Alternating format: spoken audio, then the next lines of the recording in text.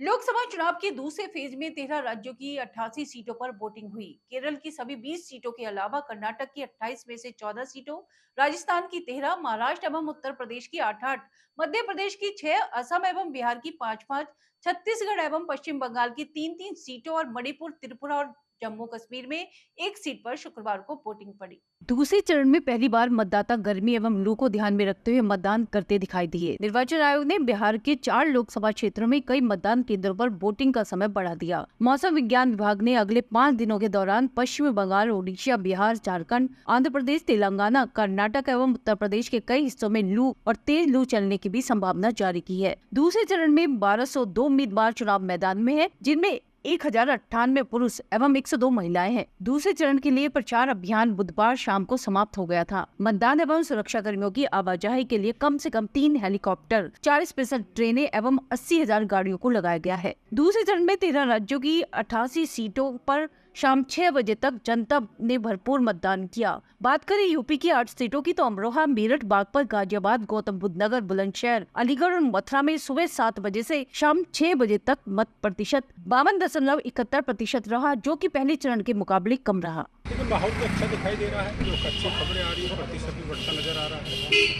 तो मोदी नगर के तो देखिए प्रभारी हैं, लेकिन मतदान का अधिकार हमें जाली में बहुत अच्छा फर्क पड़ने जा रहा है जी, बहुत अच्छा। सबसे यही रिक्वेस्ट है कि ये देश सेवा का सुनहरा मौका होता है वोटिंग वाला दिन, अपना वोट भी दें और देश के अंदर अच्छी सरकार आए, अच्छा प्राइम मिनिस्टर बने, अच्छे लोग राजनीति में आए, उसके लिए ज़्यादा से ज़्यादा मतदान कराने के लिए पूरा प्रयास करें। बस ऐसे ही है, मेरे को अच्छा लगता है। मैं 1977 में पहली बार वोट डाला था, तब भी मैंने पहला वोट डाला था। ऐसा है कि मैं बूथों पे जाऊंगा अपनी पत्नी को घर छोड़ के, और जलपान तो कहीं ना कहीं मिलता ही रहता है। मेरा पूरा परिवार साथ आया, मेरी पत्नी है, मेरे दोनों बेटे हैं, दोनों बहुएं हैं, छोटे बच्चे भी दिखाई दे रहे हैं। हाँ, एक बच्चे को छोड़ के तीनों पोते पोती मेरे साथ आए हैं। उन्हें दिखना चाहिए ना कि मतदान क्या होता है और उसकी क्या इम्पोर्टेंस है, उन्हें समझ आना चाहिए। इनके लिए एक ट्रेनिंग भी है और एक लिसनिंग भी है और एक उनके लिए एक्सपीरियंस भी है। देश के प्रधानमंत्री नरेंद्र मोदी जी का संकल्प भारत को विकसित राष्ट्र बनाने का है। उसी संकल्प की पूर्ति के लिए आज मैंने अपने परिवारजनों के साथ मतदान करके राष्ट्र के प्रति अपने दायित्व को निभाया है।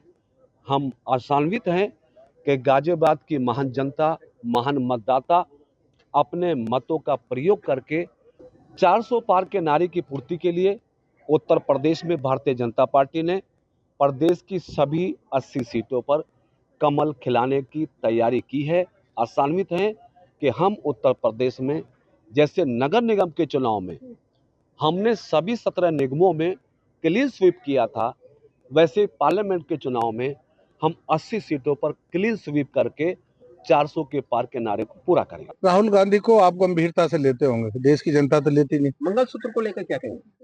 बहुत ही गंभीर विषय है इस प्रकार की घोषणा करना कि विरासत टैक्स लगाएंगे। अगर हमारे पास 2 कमरे का मकान है तो 1 कमरा सरकार को चला जाएगा, यही है ना विरासत टैक्स। दूसरा ये कहना कि भाई संपत्ति का सर्वे होगा तो सबके लोकर खंगाले जाएंगे, देखा जाएगा किस पे कितनी नथ हैं, किस पे कितने कुंडल हैं, किस पे कितने मंगलसूत्र हैं, किस पे कितने हार हैं, और उनका फिर बंटवारा होगा। ये ऐसी शंका है और कोई भी शंका निराधार नहीं है। मैं क्या कह सकता हूँ उसके बारे में, कोई किस तरह की बातचीत हुई आपसे? ये आप पार्टी से ऐसा देखिए, ऐसा है कि बीच के अंदर मैं तमिलनाडु में था, उसके बाद केरला में था, उसके बाद आंध्रा में था और कल पलामू से वापस आया हूँ। तो पार्टी जो है अलग अलग जगह पर भेजती रहती है, क्योंकि कई जगह पर काम पड़ता है लोगों को, और खासकर दक्षिण भारत के अंदर हमें पहले से ज़्यादा सफलता मिली।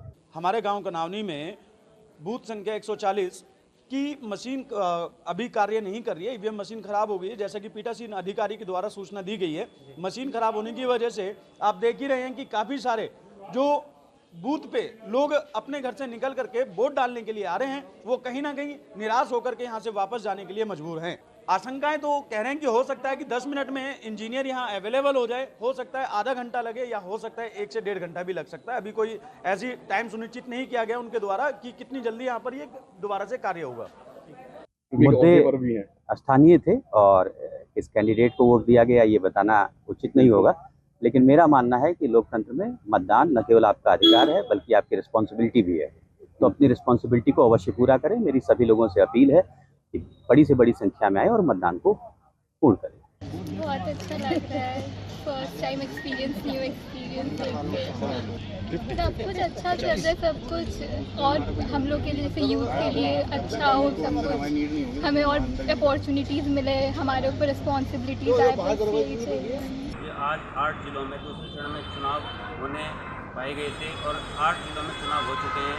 सुबह 7 बजे से 5 बजे तक चुनाव होने थे, चुनाव हो चुके हैं। इसी को देखते हुए गाजियाबाद में 46.23% मतदान हो चुका है।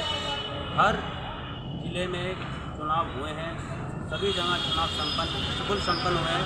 पुलिस की पूरी व्यवस्था रही है, चाक चौबंद व्यवस्था रही है। सबसे ज़्यादा चुनाव जो देखा गया है धौलाना क्षेत्र में, गाजियाबाद में धौलाना क्षेत्र पड़ता है, सबसे ज़्यादा चुनाव वहाँ हुआ है। मतदान वहाँ पहुँचा है, 57.3% वहाँ चुनाव मतदान हुआ है। गाजियाबाद में टोटल देखा जाए चुनाव बड़े अच्छी तरीके से किया गया है। मतदाताओं में काफ़ी खुशी की लहर थी, कहीं किसी भी समस्या की कोई भी परेशानी किसी भी मतदाता को नहीं हुई। हर तरीके से प्रशासन का भी पूर्ण रूप से सहयोग रहा। गाजियाबाद प्रशासन, जिलाधिकारी महोदय, हमारे कमिश्नर साहब, सभी का पूर्ण रूप से मतदाताओं के लिए सहयोग रहा। हर जगह हर मतदाताओं के लिए हर चीज़ की व्यवस्था मौजूद रही। इसी को देखते हुए गाजियाबाद में 46.23% चुनाव हो चुका है। मैं पंकज शर्मा, गाजियाबाद से संवाददाता, फिर दोबारा मिलेंगे आपके साथ किसी खबर के साथ।